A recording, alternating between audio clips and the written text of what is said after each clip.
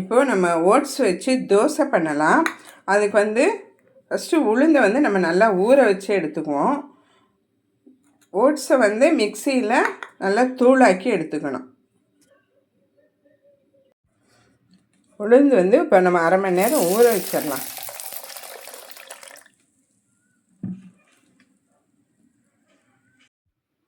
இப்போ நம்ம உளுந்து ஊற வச்சு அரைச்சி எடுத்துக்கிட்டாச்சு.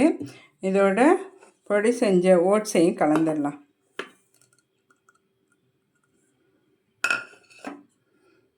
பச்சை மிளகாய் கட் பண்ணி வச்சுருக்கேன், பச்சை மிளகாய், கொஞ்சம் கருவேப்பிலை, கொஞ்சம் சீரகம் தூள் இருந்தாலும் போடலாம், இல்லைன்னா சீரகம் போட்டுக்கலாம். கேரட் கொஞ்சம் துருவி வச்சுருக்கேன், அதையும் போட்டுக்கலாம். கொஞ்சம் இஞ்சி பூண்டு பேஸ்ட்டு,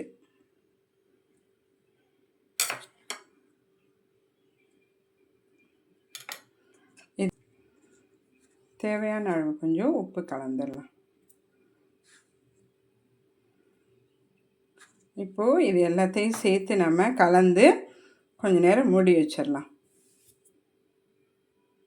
இப்போ நம்ம கரைச்சி வச்சாச்சு. இது ஒரு 1/4 மணி நேரம் அப்படியே மூடி வச்சுருவோம். நம்ம ஒரு 15 மினிட்ஸ் ஆயிடுச்சு. மாவு நம்ம எல்லாம் கலந்து வச்சு இப்போ நம்ம தோசை வார்த்தரலாம்.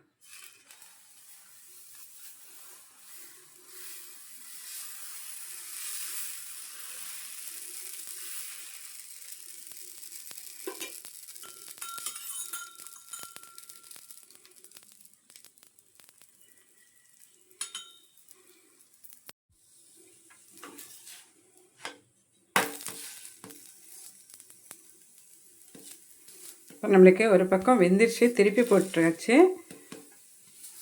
இன்னும் வெந்துருச்சு, எடுத்துடலாம். ஓகே,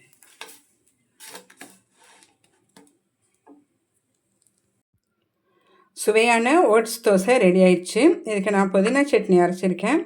கார சட்னி, தேங்காய் சட்னி எதுனாலும் நல்லாயிருக்கும். நீங்களும் இதை வீட்டில் செஞ்சு பார்த்துட்டு எப்படி இருக்குது அப்படின்னு சொல்லிவிட்டு கமெண்ட் பண்ணுங்கள், லைக் பண்ணுங்கள், ஷேர் பண்ணுங்கள், மறக்காமல் சப்ஸ்கிரைப் பண்ணுங்கள். இன்னொரு அடுத்த வீடியோவில் பார்க்கலாம். தேங்க்ஸ் ஃபார் வாட்சிங்.